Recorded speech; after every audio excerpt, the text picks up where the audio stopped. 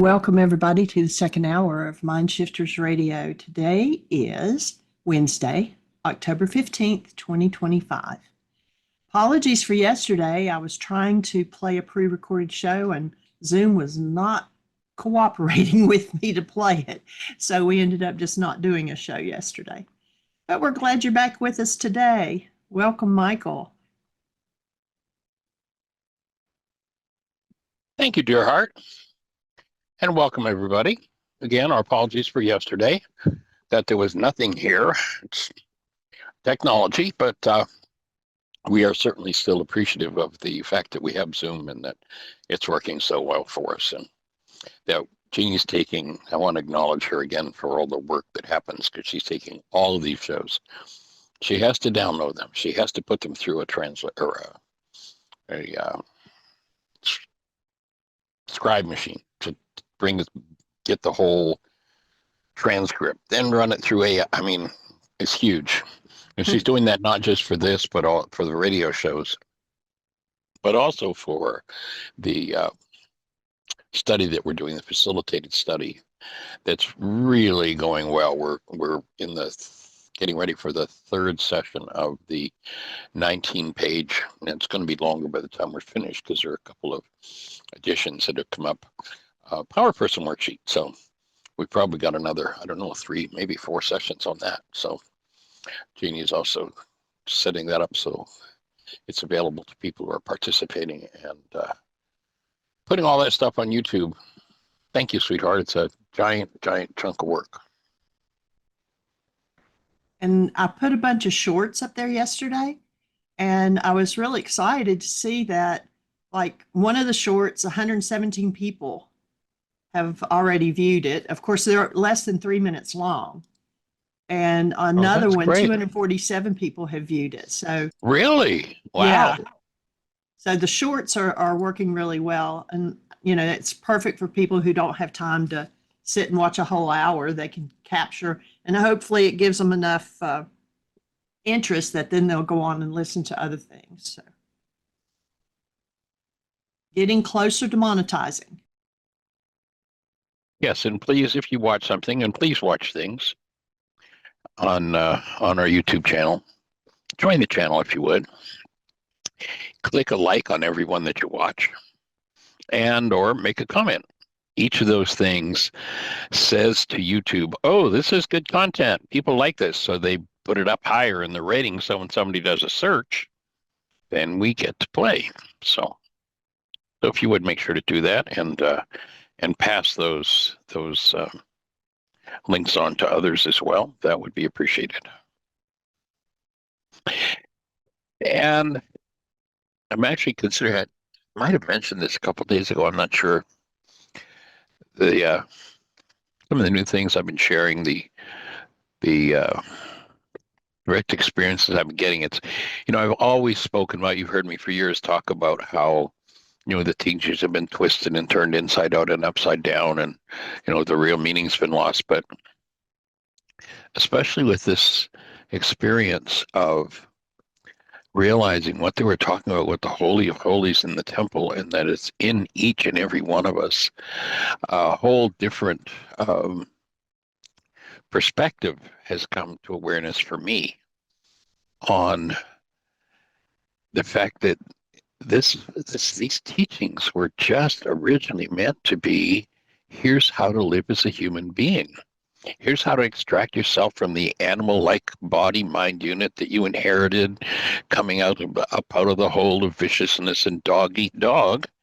And here's how you decide to live as a human being. And I'm actually thinking about starting on another book titled Jesus the Christ for scientists, because it's science. People talk about it like it's all throwaway stuff, but at the root of it, it's anyway, that's something that I'm excited about. How about you? What are you excited about? What's going on in your world? Hit that mute button. Say hello. What's on your mind? How goes your process? Here you go. So Linda, young lady, how do you be? I be pretty good. Thank you. And you and Jeannie? We're rocking, doing well. There's lots on our plate. We're out. We just made it back in yesterday. We had a bunch of errands on go and handling some things with Heartland, and had to do that again this morning. So we're just got back here in time to take a breath and get on the show, and here we are. What is the status of Heartland anyway? Well, the status is we did our last intensive in 2019. We've had it since 1989. We've got 17 acres, 15 buildings, and in 2019, of course, shortly after we finished our intensives, COVID struck, early 2020. Right. And so for a couple of years, we didn't open it. And then, the fact that the property's all closed down and the water system it's a lot of work to get the buildings fired up and check pipes and make sure it's all, and get the buildings clean and ready. So the last 2 years, or 3 years, it's been just more work than I wanted to do. So I haven't done it. I don't know whether we'll ever open Heartland. Whether we'll ever open Heartland or not, it's unfortunately just kind of a money sink sitting out there because, of course, it still needs to be paid for. And the electric bill, you have to keep fans and air conditioners and dehumidifiers going. So the electric bill still runs about $500 a month, even though there's nobody there. But that's just what it is. So. I would love to see someone come along that wants to, somebody in the younger phase of their work that would like to lease the place and keep it up and do that. So that's a possibility. But other than that, it's just kind of sitting there sucking up money. It is the home base for the work. I have no plan in selling it, but it's like the whole vision when I first got it was a place to literally energetically ground the work and hold it to the earth. And so there's been a lot of tears cried on that land, and a lot of joy, a lot of opening, a lot of healing. So it's definitely the home for the work. So. Well, as you keep asking Ruka what is best for the good of the whole, I'm sure you'll be led. Yes, I'm sure it will fall into line. Everything in its right time sequence. Exactly. So what's exciting in your world? Well, what's exciting is I've realized the power in the statement in the Course in Miracle about until we give up our defensiveness, it is in our defenselessness that we are healed, or whatever the expression was. I've come to realize that the ego will always prove to itself that it's having to defend itself, no matter what it's doing. Yes, it will keep generating situations where it's needed. Right, where it feels it's needed, and it will never give up its defensiveness, that I am being attacked. And the reason I've come to that is because I've been watching my own thoughts, emotions, and behaviors. Rather revelatory, Michael, when we start putting the spotlight on ourselves. That's amazing, isn't it? It is amazing. So I'm looking at that. I can be as aggressive as anybody. I can be as bully as anybody. But as long as I see myself as a victim and needing to defend myself, or just even stand my ground from a negative energy field that I'm holding in me, I'm busted. And my job is to stay awake and watch without being hypervigilant. Right. Yeah, exactly. And there's even another level to that, to what you just said for me. In the lesson on what is the world, one of the things that it says is that literally this construct of the body's mind carbon-based memory called perception, that whole world will remain no longer than the thought that gave it birth is cherished. So even if we've quieted it all down, we're not doing any attacks, everything's cool, but if we keep that little bit of rage and a little bit of attack back there just in case we need it, then that is going to keep generating this whole construct that necessitates all of the pseudo solutions that we think we need in order to survive. And it is kind of humorous and it's tragic at the same time. Yeah, where's the interface between those two? Isn't that an interesting one? You know, the interface Yes. for me was like in Shakespeare's plays. One interface probably would have been his sonnets, I'm guessing, because I never really got into them. But the other interface for me, the one single thread between me and all of his plays, was the Fool. Say more about that. And I think that's Oh, yeah.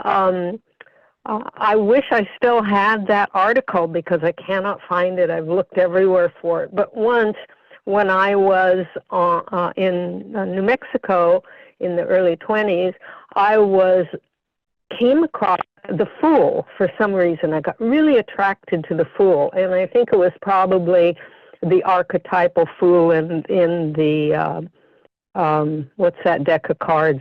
I forget now. The 12 archetypes. I'll think of it. Tarot, the Tarot deck. And it wasn't that I even had a Tarot deck, but I just ran across something on the internet. And then I did a little research on this Fool because I loved the archetypal picture of the little Fool who was very young, very innocent, looking up at heaven, with his little knapsack and his little jester vest and hat, and the little dog nipping at the heels, and the cliff that he was about to walk over the edge of. And that fascinated me. So I started researching, and I came across this, I think it was probably a dissertation or a final paper that a professor had written at some point about the Fool, comparing the tarot Fool with the Fools of Shakespeare. And it was a fascinating article. And one of the many conclusions was the Fool in the Shakespeare's plays was the only sane person there, trying to keep his head on, and trying to keep the royal court or the community or whatever the play was about from killing each other and themselves. And so that's really fascinating for me. And it so falls in line with the teachings in the Way of Mastery and the teachings of the innocence of soul and how we're innocent. So I'm just fascinated with all of that. Yeah.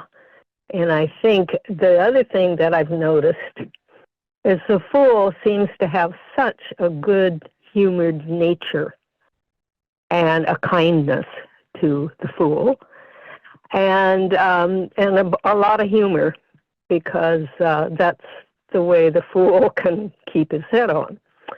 And so, and it brings me around to my feelings about the little child now, the inner child. And I'm beginning to realize that for me, it's not an either-or situation with the ego. The ego is an aspect of our animal nature. And when we separated ourselves, in any allegorical way or scientific way one wants to describe that, there was this divide, this separation, and the ego is just trying to keep us alive. And for me, I've come to accept, for this moment in time anyway, that my ego is simply my inner child's, inner wounded child's understanding of who she is from her very limited brain, which is the animal brain before we are old enough and have the mature human brain to start being able to activate things on our own or not. And does that make any sense to you? I've rambled enough. So I'm very compassionate towards my ego, but that doesn't mean I let it off the hook. Right. And it doesn't mean I have to judge it and punish it either. It's just part of my little child. And Tim, Dr. Tim, has been helping with his bringing up again and again. Take your adult self, go back and do imagery work with your little wounded parts of yourself, your inner child, and let that inner child who's in lockdown know that you and she, or you and he, depending on if you're male or female, or whatever gender, it doesn't matter, is locked down, but you start talking to it and somehow build trust between the two of you until it can say, oh, I have survived this. Oh, I can come out of this bomb shelter. Does that make any sense to you? I mean, it's having compassion, being kind, opening dialogue. It's just like, wow, what a concept. Yeah. Yes, very, very true. And while you were... Go ahead. Go ahead. I was just going to say, while you were doing that, I was asking. Yeah. Asking? You're a little child? I actually went to AI and put in looking to see if I could find the dissertation you were talking about. So I'll let you know what AI has to say, what it comes back with. It's just something about comparing Shakespeare's fool with the Thoreau fool. And it was some graduate dissertation that this particular professional academic had done or something, or was offered to this person and allowed to use. I don't know, but I'd love to find that article because I have looked everywhere. And of course, with my multiple moves and changes of servers and computers, it got lost. Yeah. Well, we'll see if we can help you find it. Wouldn't that be fun, especially if it's helpful? Yes, for sure. And one of the things I'd invite you to do is to notice, as you spoke about what you're going to do with your little child, Shakespeare gave us this lesson of my words fly up, my thoughts remain below. Right. Your words were not about how caring and gentle and sweet and loving you're going to be. It was about how you're not going to punish. And so it might be worth doing some punishing. Yeah, so it might be worth doing some worksheets so that when you think of this part of yourself that you're tapping into, that what you're doing is you're making a space for, and that you recreate your whole history, your whole unconscious, so that what automatically rolls off of your tongue when you think about the challenges of the little child, the hurts, the pains, the traumas, instead of, well, I'm not going to beat it up, would be just, and what I do when that child comes up, even if it's in a tantrum, is I just breathe and hold a space of sweet love and presence so that healing occurs. Thank you for that offer. And I think that was the package I was trying to convey when I talked about us learning to trust each other. Yeah. Right. Trust, trust is a great one for me. And I'm finally learning to trust. And one of my favorite tools is when I go to bed at night, if I have an issue that's bothering me, or if I don't, asking to be shown what's mine to do, what's mine to see and understand. when I go to bed. And I had an interesting experience this last time when we were to go in for a doctor's appointment, and an after visit for my cataract surgery on my left eye. And I was really concerned because every time we go down this main drag of the center of Eugene, both of us end up having basically a meltdown. Larry's Right. hyper about not being able to get into the proper lane and being cut off and being tailgated, and I'm hyper because I want to get to the appointment on time, and my control issues here. If you would just get out of the driver's seat and let me drive, we'd be okay. And I said, I'm tired of doing that. My stuff, my stuff. I have no control over his stuff. And that's giving up my control. So I asked the Spirit, I asked Ruha, my precious breath and heart, and I still have breath work I need to, I don't need to do anything, but I could look at more seriously about how I hold my breath so often, so I shall breathe. And the next morning when yes. Go ahead. Sometime in the middle of the night, I woke up, or early morning in the dark, and this little plunk thought came into my head. Well, why don't you try a different route? I said, oh my God, I never even thought about that. So I asked Larry, because he knows Eugene at least from 40 years ago, better than I do. And I said, is there another road? Is this Garfield Road? Will it take us down to 13th or to 16th? And because the doctor's office is right off of that once we get on that road. And he said, I don't know. Let's try it. And it was a walk in the park, Michael. Couldn't believe it. I was so ecstatic. Really? Language. I mean, Shakespeare was so right on when he said, my words fly up, my thoughts remain below. And when I don't speak consciously, the impact of that is that the energies in me that are unconscious end up governing the field that I exude into the world that produces results. When I'm willing to delve, when I'm willing to delve into my unconscious, then I can clean out those things so they no longer influence anything around me. So I'm freed of them. And you mentioned, Joe, I maybe should do some breathing. My offering would be absolutely breathe. And here's why. I get, we've had this conversation that's been my shtick for a few weeks now, is this whole idea of really understanding and recognizing that the literal Holy of Holies is inside of each one of us. And that in order to enter there, you can't carry any form of hostility or fear.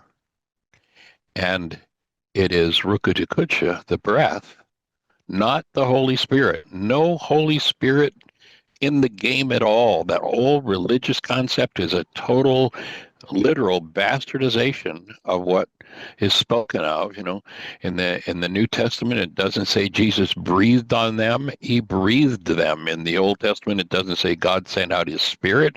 It says it sent out his breath. The Creator sent out its breath. And what happens with it is that any active energy that is based in, that Aramaic definition of sin being energies off the mark, that is active, keeps us out of that connectedness, that place of being. And it's the breath, she who undoes the effects of our errors, that dissolves those energetic patterns and leaves us free of them. And that's when you can get to that place.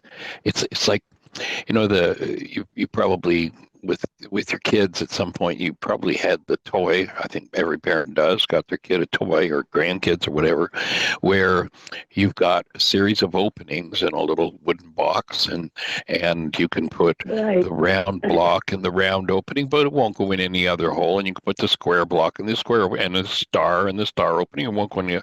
And it's that exactly that if we're carrying any active frequency of that which Rukatakucha will dissolve in us, you can't get through that door.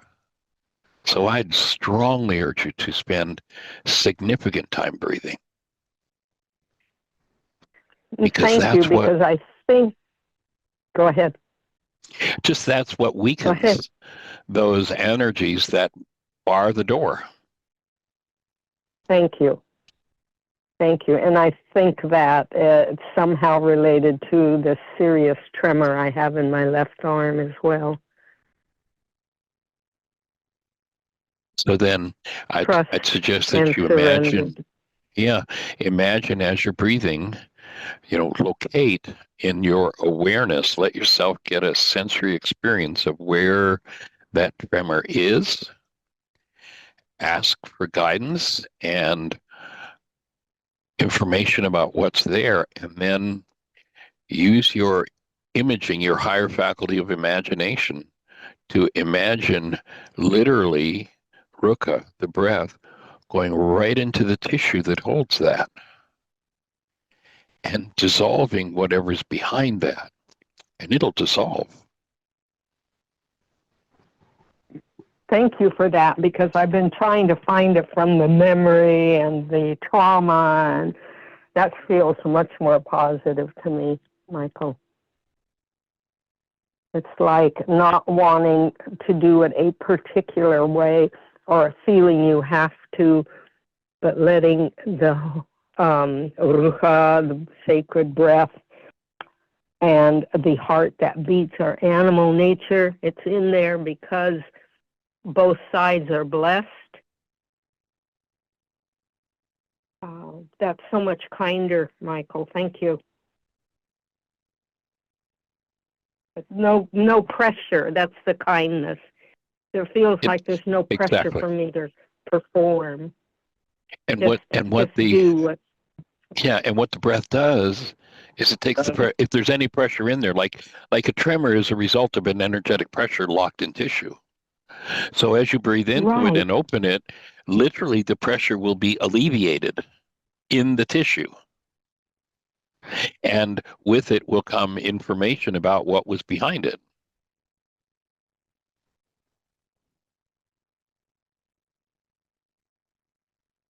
Because we can know the information, or we can think we know the information that's behind it, and yet not be able to relieve that pressure from that angle. Everything's connected, Michael. Yes.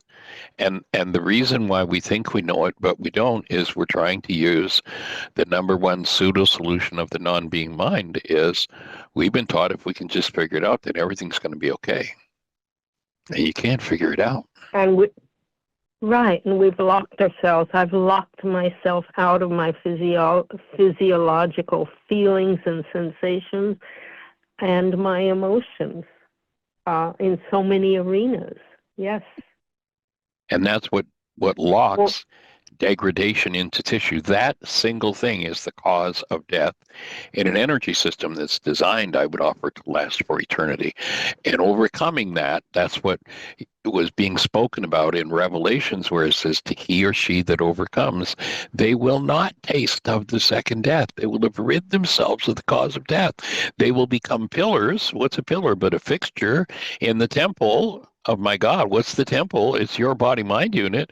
And it's very clear, shall go out no more. I mean, that's a pretty big promise. And what is the key to doing it? Figuring it out, doing it with our carbon-based memory? No. You know, the Eastern traditions really have the willingness to entertain and to accept that there are souls walking on the earth that don't die. You know, I don't know if you're Yes. aware of that, but you know, they'll have, Oh yeah. or like Lots for of them example, reputed to be in Yeshua will India. come back, or pardon? There are stories about hundreds of people that have been around for thousands of years in India and such. Yes. Yeah. Yeah. So joining you and going, I get how deeply you're ready for that. So just joining the space, joining and creating the space for it to be yours. Yes, just support me, dear heart. You and Jeannie, please, because I know you and Dr. Tim and Jeannie and everyone in our family of love is in remembering when the situation shows up, or like Guy Finley says, the lessons we most need to learn right in on the backs of the events we do not want. Yes, he's right I on with love that one. that. Yes, exactly. I love it. Yeah. I don't, so learning to say, oh my goodness, how is this going to turn out better than I could ever imagine? That's going to be, that's a biggie.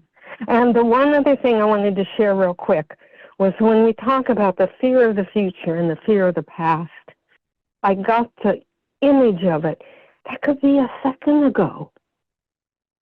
Yes. So Louise Hay thinks that the cataracts are driven by the fear of the future, a dark future. Like the one where you were waiting for the other shoe to drop kind. Right, right. And I thought, oh, it's not about my past or the far past or the distant future. It's about right now. What did I feel a second ago? What am I anticipating for the next second? And I go, whoa.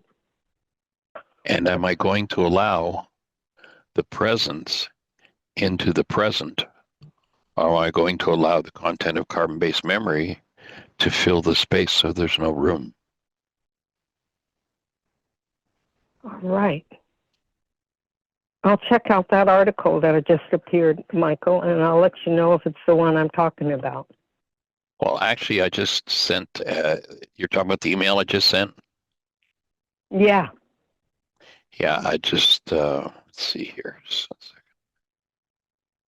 Yeah, maybe it'll be. I'll know. When I look at it, I'll know immediately. Well, it's That's actually a whole range of a... articles.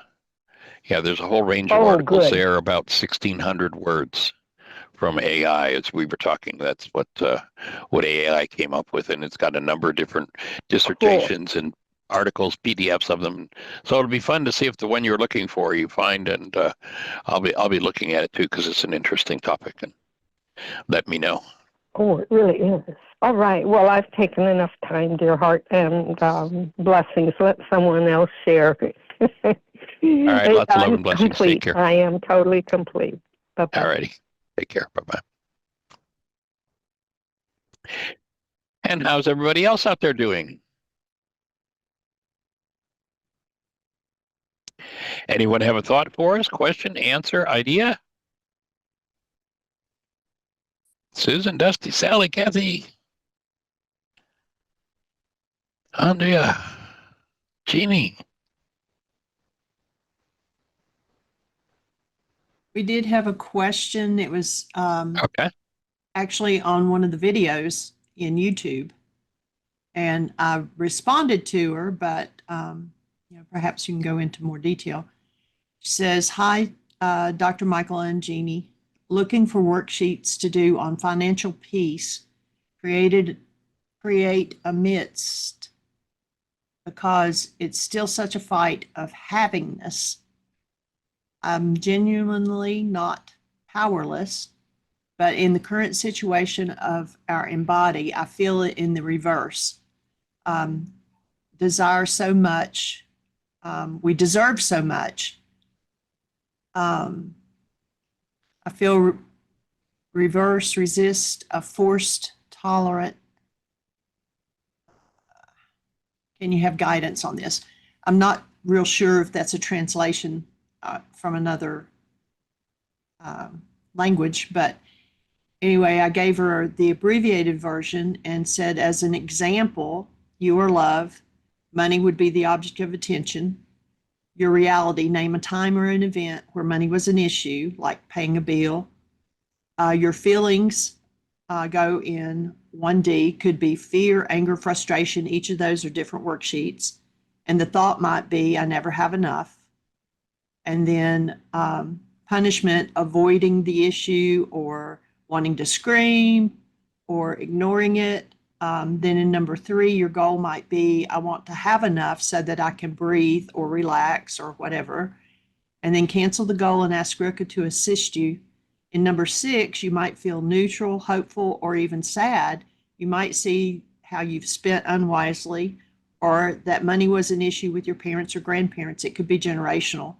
And then number 7, the new goal might be toward money, to be more aware, to honor what you have. That's just an example, but sounds like she's, the way they say, a fight of havingness and wanting to find financial peace.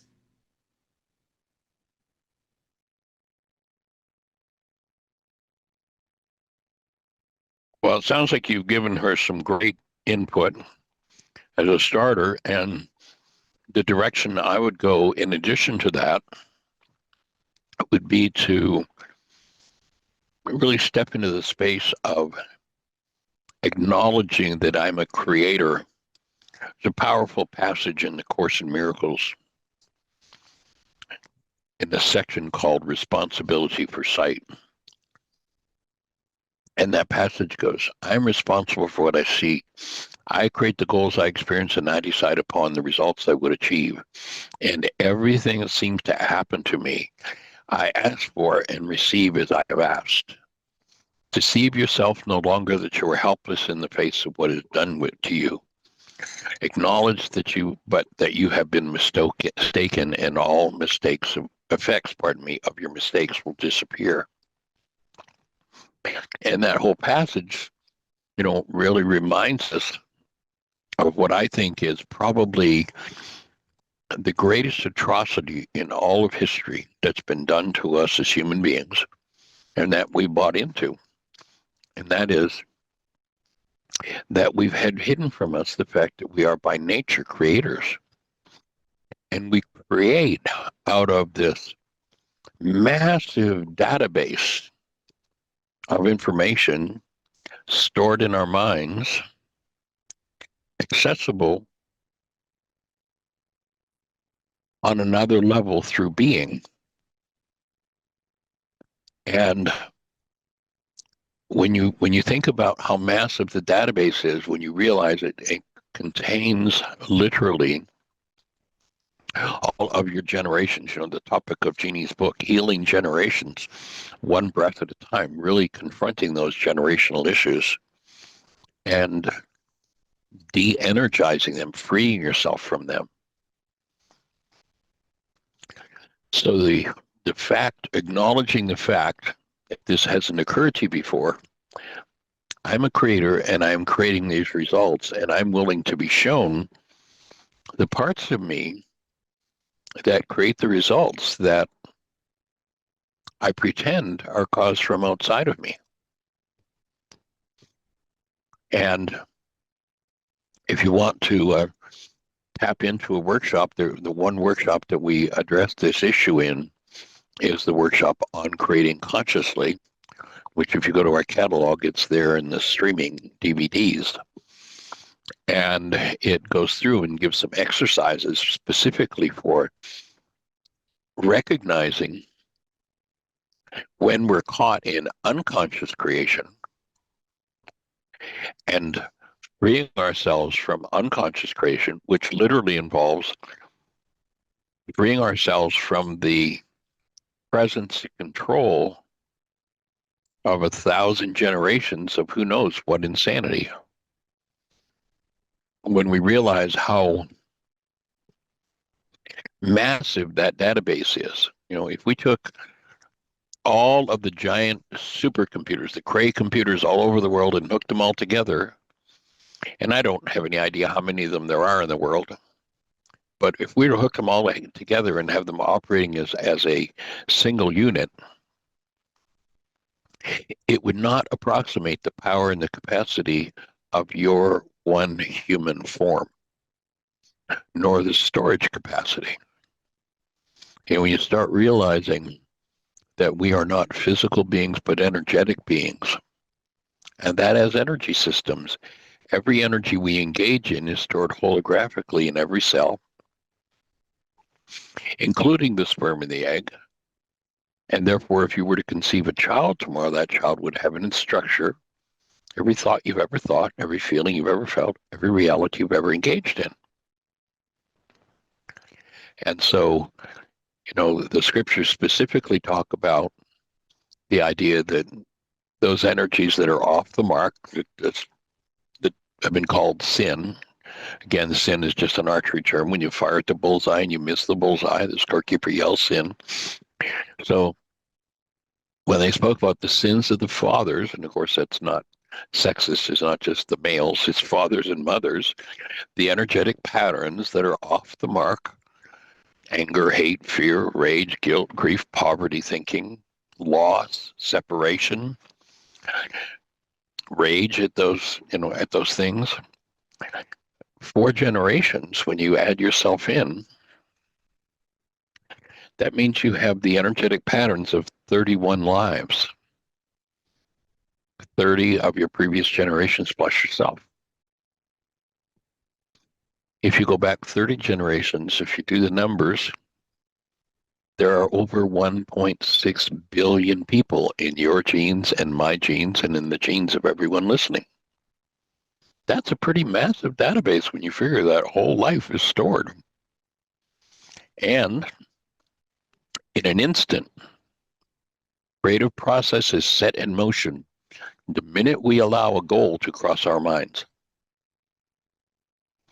And through resonance, remember the law of resonance says this: whenever 2 fields are in harmony or in tune with each other, there's an exchange of information between them. Think about 2 middle C tuning forks. If I hit one of the tuning forks in the desk and it starts to vibrate, and I put it in front of a second middle C tuning fork, that second middle C tuning fork has no choice. It's got nothing to do with anything other than resonance. There's an exchange of information. The energy of the moving tuning fork is transferred to the non-moving tuning fork, and it begins to move. That process means that if I allow a goal to cross my mind, that anything instantly, anywhere within my tissue structure and genes that matches that is strengthened. And that's why the forgiveness process is about canceling goals, because when I allow a goal to cross my mind, just like the tuning fork, everything in tune with it, and it might be something from a great grandmother or grandfather stored in tissue. In a fraction of an instant, that information is now in the construct of my mind, under the surface, or becoming part of my reality, the structures of carbon-based memory, the structure we call perception.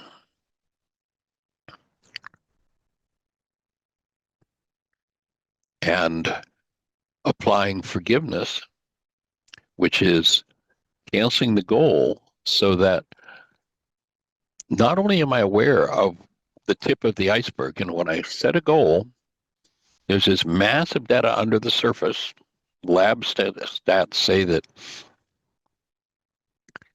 in a time frame where 9 bits of data get into conscious awareness, there are 10,000 brain cells firing, measurable units of electrical activity happening.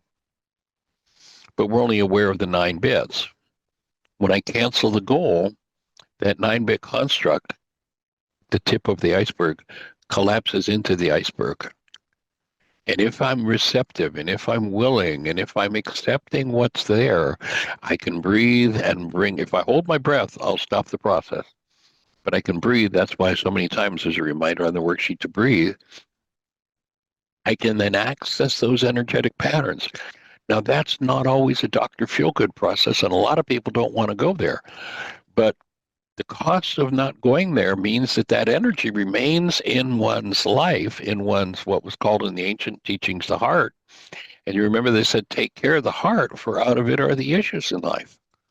So the very thing that somebody does most desperately, oh, I don't want to feel that, I don't want to deal with that, is a very literal frequency to setting up the next result that we're creating unconsciously out of.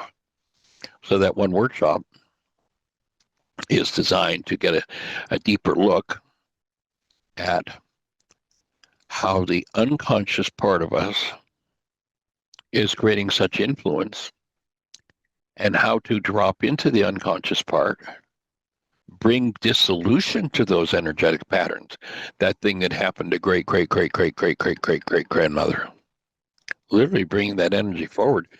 And by exposure to breath, by exposure through breath to love, it dissolves. It's gone. I'm freed of it. And that being freed of it is called forgiveness. So that would be my best input in that regard. Does that resonate anything else for you, sweetie? No, I think that's good. Does that resonate anything for anyone else that's listening? And I know that Terry has been dealing with some of these issues. And so I wonder, Terry, if that fits for you, and if there's anything that I know you're really working at it and right on top of your work. Does that resonate anything for you to be sharing or looking at?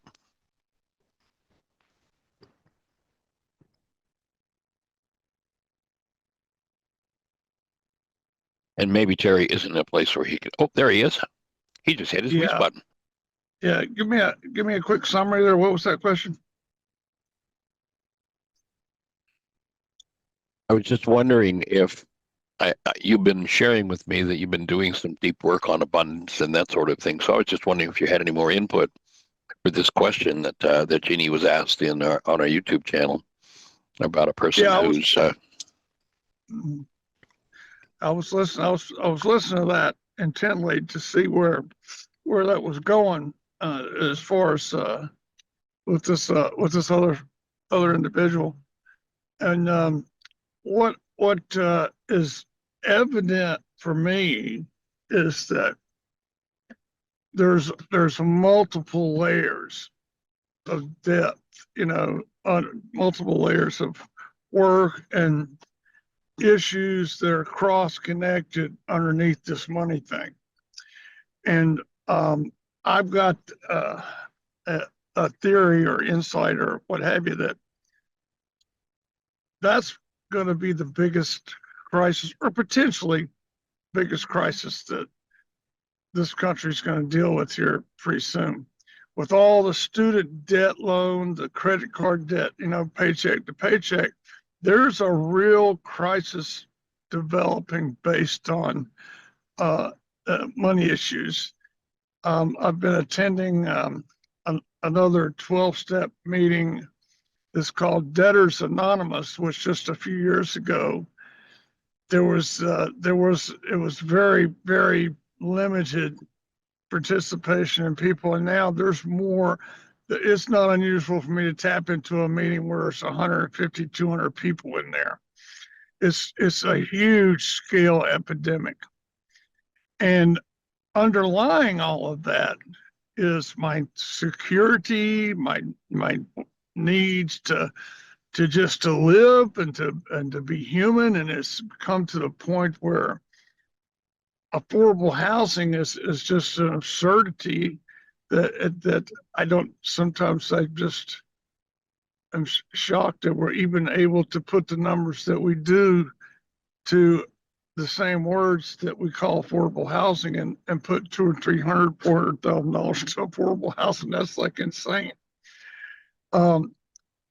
So that's my addition on it, is that it's deep and broad, It impacts pretty much everything in my physiology. The thing that was really dominant in me was something that occurred, an interchange and interaction with my father that was the strongest at around the age of 11. That had to be dug up and dealt with, and then that's when I had the huge aha a few days ago around the word dissociate, and experience what it was like in real time to uncover dissociated energies and just have them just really pop up into my awareness. And it was around those issues with Dad. And it's like the smoke screen was money, so to speak. That's the general object of attention, but there's so much there. It's like the analogy that you use of the tentacles of the octopus coming over and wrapping around the face. That's never meant more to me than today. I understand. It's like, oh yeah, I get that feeling, and it's very fortunate that I don't have to do 100,000 worksheets, that we can start using all these tools and then turn to the breath, and the breath is the super processor that burns off all this stuff, because I could never uncover and root out all the issues that I know are there one by one by one. So that's a big subject, and there's some food for thought. What do you think about that? You're right on. I'm with you 100%. And when you bring up just that one issue of housing, and you look at the law, and as it was presented in the ancient Aramaic, the word law does not mean, everything has been twisted. And the word law does not mean the rule of a superior, as our culture would teach us. Whoever wins the war writes the law. But the word law applies to the way things work. And so in that system, Jeannie and I were just talking about this morning. In that system, every 7 years, every debt was forgiven, was disappeared. If you owed money, the money that you owed was paid. It was done. And money in that culture was not a source of profit. When you think about, if I take an empty piece of paper and I have to pay, I forget what the numbers are, doubles every 7 years. I don't know, it's maybe 5%. So if I have a worthless piece of green paper that has no value whatsoever, and I attribute to it, I think the number is 5% interest, so-called interest. I think you're talking about the rule of 72. If you take the number 72 and divide it by the interest rate, that's how long it takes the money to double. So if you divide 72 by 6%, 12 years it doubles. By 36%, 2 years it doubles. It's rule of 72 in financing. And we're fast approaching, just as a little quick piece on that. When I was in Brazil about 15 years ago, their credit cards were at the rates that ours are now, 30 and 40%. And I was like, how does that happen? And I wrote it off to, that's because they're not a democracy in a free world. But we have it here now, credit card interest rates that are at numbers that would allow them to double every 2 years. Yeah. And in the system where money was just a tool to facilitate interchange between people, it was not a tool for making money. So if I take a worthless piece of paper and let's say I double it in 12 years, I hand that piece of paper, let's say, to a kid who's 15. The piece of paper that for me was worth X dollars, 12 years from now is worth half as much, which means he's going to have twice as many to buy a house with. when you take that piece of paper that creates no increase in value, and you attribute it an increase, you just destroyed the society. You guaranteed its destruction.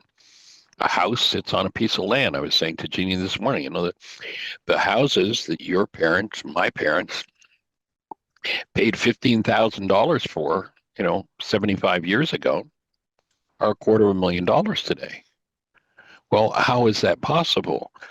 If it was, it took $15,000 to build it, there's no increase, there's no change, it's the same house. So each time that somebody sells a piece of real estate, you go back to the law and the creator, and the scripture says, the earth is mine, do not buy and sell it. Because if you do, you just guarantee that some future generation, whatever the rule of 72 rate of interest says, is going to double, double, double, double, double. And we're now in a place where what young person is ever going to be able to afford a home?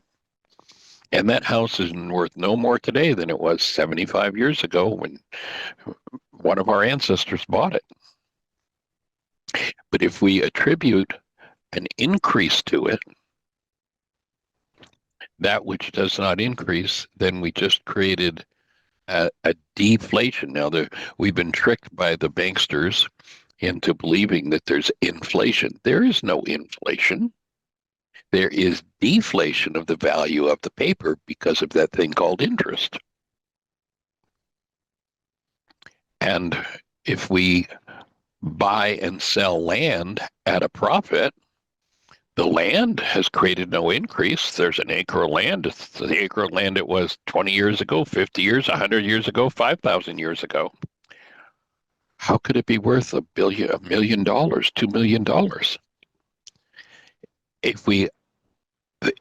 Until we set up our society so that the only things that create an increase are those things that create an increase, or pardon me, I should say that differently. The only things that receive an increase are those things that create an increase. Then we have an equitable society, and they recognized in the ancient Aramaic every 7 years, and people today say, well, wait a minute, I'd lose all my money. Money wasn't about making money. Money was just to facilitate trade and interaction and a decent life for people. But it's been turned into something it wasn't designed to be, and it's destroying the society.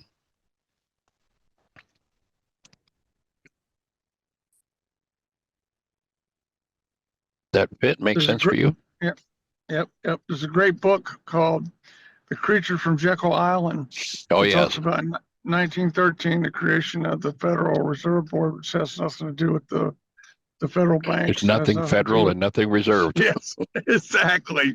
And how that laid the foundation for fiat money, which is what we have now since we're off the gold standard. But I don't see much hope in that whole thing.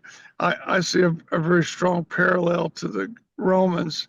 The Romans had no known enemies in the world. They fell apart through infighting, and they started doing coin clipping on the money, which was the same thing. They would take it and they would clip little pieces of the coin. Off and make more money with it. So it's pretty wild. Our best hope is to connect with love and really get to know and experience our eternal self.